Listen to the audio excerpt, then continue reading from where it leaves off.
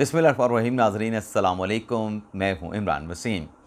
सबसे पहले तो आप तमाम देखने वालों को मेरी तरफ़ से एक मरतबा फिर ईद कुर्बान की बहुत बहुत मुबारकबाद।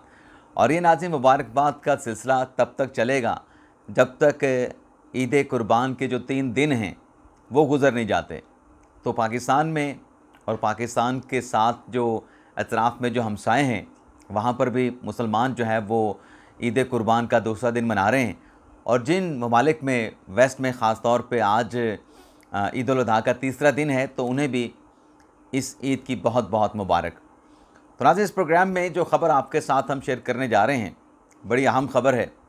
ख़बर नाज़रीन ये है कि क्या बानी तहरीक इंसाफ इमरान ख़ान ने एक मरतबा फिर खैबर पख्तूनख्वा असम्बली को तहलील करने का फ़ैसला कर लिया है। और अगर ऐसा फ़ैसला बानी पीटीआई कर चुके हैं तो फिर ये भी सवाल है कि अडयाला जेल में कैदी नंबर 804 को ये KP assembly Khyber Pakhtunkhwa assembly तहलील करने का मशवरा किसने दिया, क्यों दिया, इसके पीछे लॉजिक क्या है। तो ये नाज़रीन बड़ी ख़बर है जिसकी डिटेल इस प्रोग्राम में आपके साथ हम शेयर करने जा रहे हैं। लेकिन प्रोग्राम का आगाज़ करने से पहले आपसे दरख्वास्त करेंगे कि चैनल को सब्सक्राइब कर लें, बेल आइकॉन का बटन प्रेस करें और अगर आपको हमारा व्लॉग पसंद आता है तो इसे अपने दोस्तों के साथ, अपने कम्युनिटी के साथ शेयर भी करें। तो बात करते हैं नाज़रीन कि इमरान खान साहब खैबर पख्तूनख्वा असम्बली को तहलील करने का क्यों सोच रहे हैं। क्या इमरान खान साहब ने फ़ैसला कर लिया है? मामला नाज़रीन ये है, थोड़ा सा मैं आपको पीछे लेके चलूँगा कि जब अप्रैल 2022 में इमरान खान के ख़िलाफ़ अदम एतमाद की तहरीक कामयाब हुई, इमरान खान साहब तो वज़ीर आज़म हाउस छोड़ के ज़मान पार्क आ गए, बनी गाला चले गए, शहबाज शरीफ साहब नए वज़ीर आज़म बन गए। उसके बाद से नाज़रीन लेके आप ये देखें कि तसलसल के साथ पीटीएम की हुकूमत तो बन गई थी। इमरान खान साहब की कोशिश रही कि इस हुकूमत की जो मियाद है वो तो जाके ख़त्म होनी है अगस्त 2023 में, यानी 16 या 14 माह की हुकूमत टोटल बनती थी। तो इमरान खान साहब की कोशिश ये थी कि किसी भी तरीके से इस हुकूमत को वक्त से पहले चलता किया जाए। इस सिलसिले में आपको पता है कि जो साबिक सदर हैं आरिफ अलवी साहब, उनको टास्क दिया गया इमरान खान की तरफ से और वो ज़िम्मेदारी साबिक सदर अलवी साहब ने ऐसन तरीके से निभाई कि 2 मुलाकातें जो है वो अलवी साहब ने इमरान खान साहब की उस वक्त के जो आर्मी चीफ थे जनरल कमर जावेद बाजवा के साथ अरेंज करवाएं। उन दोनों मुलाकातों में नाज़रीन वो खान साहब के साथ और जनरल बाजवा साहब के माबैन जो तकरार हुई वो अपनी जगह पे, लेकिन खान साहब का उन मुलाकातों में एक ही मुतालबा था, एक ही एजेंडा था, क्या आप इस पीडीएम की हुकूमत को घर भेज दें, आप इनको घर चलता करें। और साथ में इमरान खान साहब ने जनरल बाजवा को एक्सटेंशन की ऑफ़र भी की। लेकिन ये वाला जो फेज़ था इमरान खान साहब वाला कि बाजवा साहब भी रहें और इलेक्शन भी हो जाएं, ये खान साहब की कोशिश कामयाब नहीं हुई। उसके बाद फिर दूसरा फेज़ आता है। दूसरे फेज़ में जनरल बाजवा साहब की जगह पे जो पीडीएम की हुकूमत और जो शहबाज शरीफ साहब थे, आसिफ अली ज़रदारी और नवाज शरीफ साहब थे, इन्होंने मौजूदा जो हमारे आर्मी चीफ़ हैं सैयद आसिम मुनीर शाह साहब को आर्मी चीफ़ लगाने का फ़ैसला किया। मेरिट पे पहले नंबर पे थे, सीनियरिटी लिस्ट में पहले नंबर पे थे, तो इन्हें आर्मी चीफ़ लगा दिया गया। उसके बाद इमरान खान साहब ने, आपको पता है वैसे तो इस तकरीर को रुकवाने के लिए इमरान खान साहब ने वो लॉन्ग मार्च भी किया था, लेकिन उसके बाद खान साहब के लिए जो एक खान साहब का मकसद था जिसकी वजह से ये मुलाकातें उन्होंने की कि वक्त से पहले इन्हें घर भेजा जाए, तो फिर खान साहब ने यह किया कि एक तो जब लॉन्ग मार्च किया उसमें कहा कि मैं दोनों असम्बलियाँ तहलील करने जा रहा हूँ। पंजाब असम्बली को ग़ालिबन इमरान खान साहब ने जो एग्जैक्ट डेट मेरे जहन में आ रही है वो 13 जनवरी को या 14 जनवरी 2023 को इमरान खान साहब ने पंजाब असम्बली तहलील कर दी। परवेज़ इलाही साहब ने कहा कि इमरान खान साहब की अमानत है, मैं तहलील करता हूँ। और जो केपी असम्बली है वहाँ पर महमूद खान साहब ने कुछ दिन उसको लिंगर ऑन किया और इस वजह से लिंगर ऑन करने की वजह भी नज़र आई कि पहले पंजाब असम्बली तहलील का प्रोसेस मुकम्मल हो जाए फिर केपी असम्बली तहलील करेंगे। लेकिन अल्टीमेटली 3 दिन के वक्त के बाद खैबर पख्तूनख्वा असम्बली को भी तहलील कर दिया गया। अब दोनों असम्बलियाँ तहलील हो गई। दोनों असम्बलियाँ तहलील होने के बाद वहाँ पे निगरान सेटअप बन गए। मोहसिन नकवी साहब पंजाब में निगरान वज़ीर आला के तौर पे आ गए। खैबर पख्तूनख्वा में पहले एक और चीफ मिनिस्टर थे, बाद में आज़म खान साहब जो है वो लाए गए, या पहले आज़म खान थे लेकिन एग्जैक्टली मुझे अब याद नहीं। लेकिन बहरहाल हाँ, पहले आज़म खान थे, उसके बाद वो शाह साहब आए थे जो कभी सुप्रीम कोर्ट में बड़े नामवर वकील के तौर पे पेश भी होते थे और वो KPK में गालिबन जज भी लगे थे। तो वो दोबारा आज़म खान साहब की औलाद के बाद जो है वो लग गए जो है वो अपने वज़ीर आला। आज़म खान साहब के बाद पता नहीं अलालत थी, अब अल्लाह ताला उनकी लंबी उम्र करे अगर वो ज़िंदा हैं, मुझे याद नहीं आ रहा। लेकिन मेरा उनके बाद जो है वो शाह साहब को खैबर पख्तूनख्वा का वज़ीर लगा दिया गया। तो खान साहब का ये मकसद पूरा भी नहीं हुआ कि मैं इलेक्शन करवा लूँ दोनों असम्बलियों का, कि आर्मी चीफ तो नहीं रहे जनरल कमर जावेद बाजवा और मैं अपने मकसद में कामयाब भी नहीं हुआ। तो खान साहब का मकसद ये था कि दोनों सूबों में इलेक्शन करवाए जाएँ, वहाँ पे हमारी हुकूमतें बन जाएंगी, क्योंकि खान साहब को अपनी जो पॉपुलैरिटी थी उस पर बहुत ज़्यादा प्राइड था, खान साहब को फ़ख्र था, या बहुत ज़्यादा खान साहब को जो है उस पर यकीन था कि जब दोनों सूबों में इलेक्शन होंगे तो उसके बाद जब मरकज़ के इलेक्शन होंगे कौमी असम्बली के जब भी, तो ये हुकूमतें हमारे काम आएंगी। अब उस वक्त नाज़रीन ये इलेक्शन नहीं हुए KP और पंजाब असम्बली के, और उसकी रीज़न ये सामने आती रही कि अगर इस मौके पे ये इलेक्शन करवा दिया गया पंजाब और KPK का, तो वो इलेक्शन जो है वो गैर जानिबदाराना नहीं होगा। वफाकी हुकूमत की मौजूदगी में ये जो इलेक्शन है ये साफ़ और शफाफ नहीं होगा। लेकिन बहरहाल वक्त गुजरता गया, सुप्रीम कोर्ट का पहला फ़ैसला आया जिस पर वो एक इशू क्रिएट हुआ कि ये 4-3 का फ़ैसला है या 3-2 का फ़ैसला है। लेकिन बहरहाल फिर 14 मई की इलेक्शन की डेट आई। मामला चलते चलते मुज़ाकरात भी हुए इमरान खान साहब के और PDM के माबैन। वो मुज़ाकरात भी आलमोस्ट कामयाब हो चुके थे, लेकिन खान साहब ने उस बात को नहीं माना। PTI के अपने लोग कहते हैं कि वो खान साहब के साथ जब बात की गई, जब बात तय हो गई हुकूमत के साथ, तो खान साहब ने कहा कि आप छोड़ें और वापस आ जाएं। और मुझे याद है कि शाह महमूद कुरैशी साहब उस कमेटी के हेड थे, और वो सुप्रीम कोर्ट में जब पेश हुए इन मुज़ाकरात के हवाले से रिपोर्ट देने के लिए, तो शाह महमूद कुरैशी साहब ने कहा, शिकवा किया कि मेरे साथ ये सब कुछ है। ये कह रहे थे मेरी बेइज्जती की गई है, मेरी इंसल्ट की गई है। अब उन्होंने नाम नहीं लिया, लेकिन मतलब उनका यही था कि मेरी जमात की तरफ से, और मेरी जमात की तरफ का मतलब ये था कि इमरान खान साहब ने इंसल्ट की है। लेकिन बहरहाल वो वक्त चला गया और फिर असम्बली जो है वो वक्त से कुछ दिन पहले शहबाज शरीफ साहब ने तहलील कर दी, लेकिन डेट फिर भी नहीं आई। सदर पाकिस्तान ने तारीख़ नहीं दी इलेक्शन की, और फिर वो तारीख़ सुप्रीम कोर्ट में जो एक पटिशन थी आबिद ज़ुबैरी साहब ने बतौर सदर सुप्रीम कोर्ट बार दायर की थी, उसके ऊपर फिर तारीख़ सामने आई, और 2024 का जो 8 फरवरी का इलेक्शन हुआ वो उस अदालती फ़ैसले के नतीजे में हुआ। अब नाज़रीन मरकज़ में हुकूमत बन चुकी है नून लीग की, पाकिस्तान पीपल्स पार्टी की, इत्तेहादी जमातों की। पंजाब में नून लीग की हुकूमत है, सिंध में पीपल्स पार्टी है, खैबर पख्तूनख्वा में बहुत ज़बरदस्त परफॉर्म किया पाकिस्तान तहरीक इंसाफ ने। वैसे तो ओवरऑल अगर देखा जाए तो पाकिस्तान तहरीक इंसाफ ने सबसे ज़्यादा सीटें हासिल की, सबसे ज़्यादा सीटें हासिल की अगर कौमी असम्बली की बात करें, और KP में तो क्लीन स्विप कर दिया। तो परफॉर्मेंस वाइज देखें, बतौर एक सियासी जमात के तहरीक इंसाफ की परफॉर्मेंस नून लीग और पाकिस्तान पीपल्स पार्टी से बेहतर, जो कि फैक्चुअल बात है रिज़ल्ट के मुताबिक, क्योंकि कौमी असम्बली की जो सीटें हैं वो नून लीग से पाकिस्तान तहरीक इंसाफ की ज़्यादा हैं।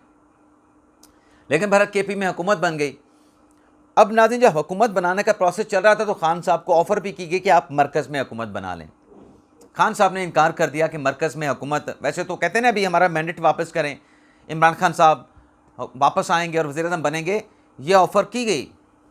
उस वक्त हम कहते थे कि नहीं हुई, लेकिन अब ऐसी चीज़ें सामने आई हैं कि पीपल्स पार्टी खुद एतराफ़ करे कि हमने तो तहरीक इंसाफ से कहा कि आप हुकूमत बनाएं, आपका मैंडेट है।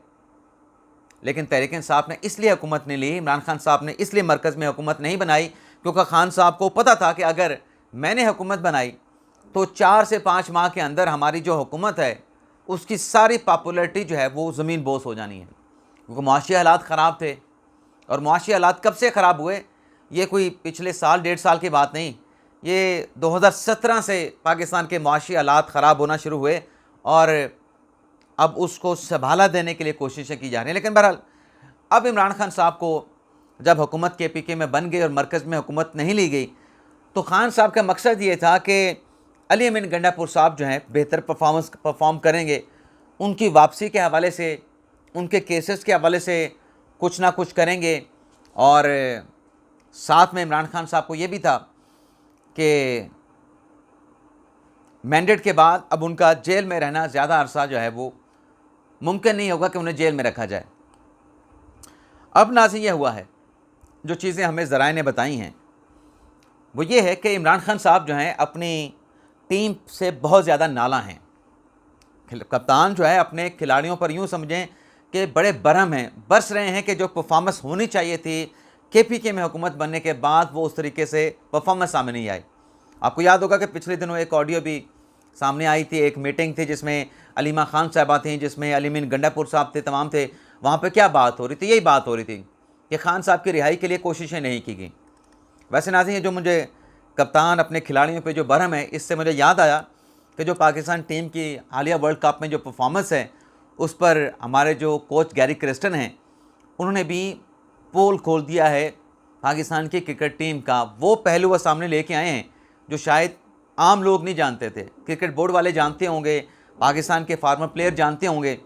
गैरी क्रिस्टन साहब ने स्टेटमेंट दिया है कि ये तो टीम ही नहीं, ये टीम लगती नहीं, इतने इसमें इख्तलाफात हैं, हर कोई अलग थलग है, टीम के मामलात में इकट्ठे नहीं होते। और फिर एक जो अहम बात की गैरी क्रिस्टन ने, पाकिस्तान के हेड कोच ने, कि इतना अरसा इनको क्रिकेट खेलते हो गया है, इनको यही नहीं पता कि कौन सा शॉट कब खेलना है। वैसे नाज़रीन, मुझे याद पड़ता है कि जब साउथ अफ्रीका के जो माजी के कोच थे बॉब वुल्मर, जब उन्होंने साउथ अफ्रीका की कोचिंग संभाली तो साउथ अफ्रीका की टीम की कामयाबी का ग्राफ जो है वो ऊपर चलता गया।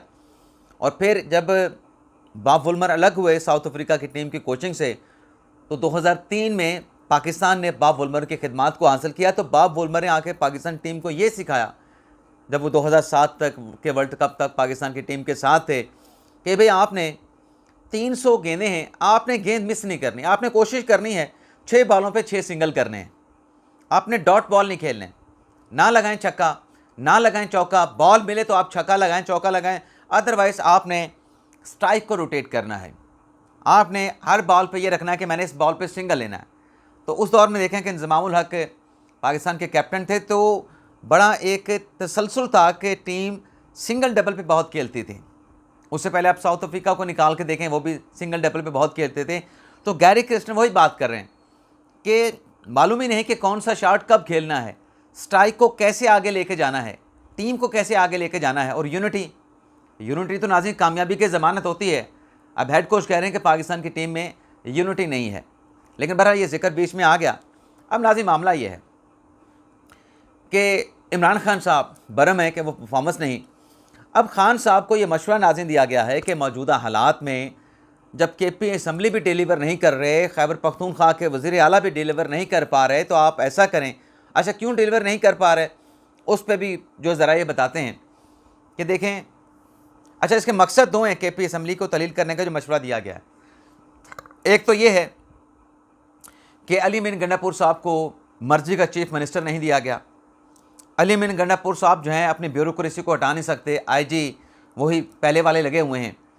और फिर इसमें नाज़रीन तीसरा जो मामला है वो ये है कि फ़ंड्स मरकज़ नहीं दे रहा। ये भी ज़रा बता रहे हैं कि ये इल्ज़ाम है कि मरकज़ की तरफ से केपी असम्बली को फ़ंड नहीं दिए जा रहे, उनकी के साथ ताउन नहीं किया जा रहा।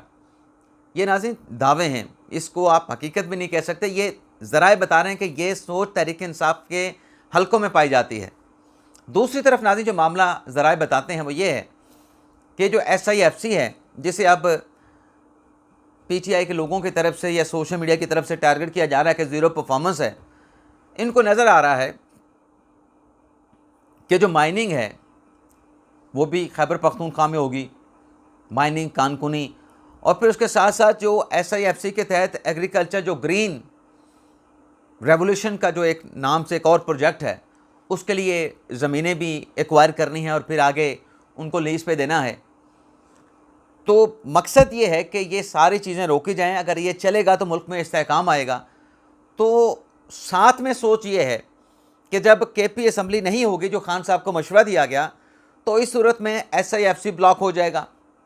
SIFC के जो प्रोजेक्ट हैं वो आगे नहीं चलेंगे, और जो अदम इस्तेहकाम है वो सियासी हो या माशी हो बरकरार रहेगा, और ज़मीनों के ट्रांसफ़र नहीं आगे हो पाएंगे। SIFC के जो प्रोजेक्ट आएंगे कानकुनी के, चाहे माइनिंग के, चाहे वो पहाड़ के अलॉटमेंट हो, चाहे ग्रीन रेवोल्यूशन के लिए ज़मीनों के अलॉटमेंट हो, वहाँ पे रुक जाएंगे। वो असम्बली की मौजूदगी में सब कुछ होगा।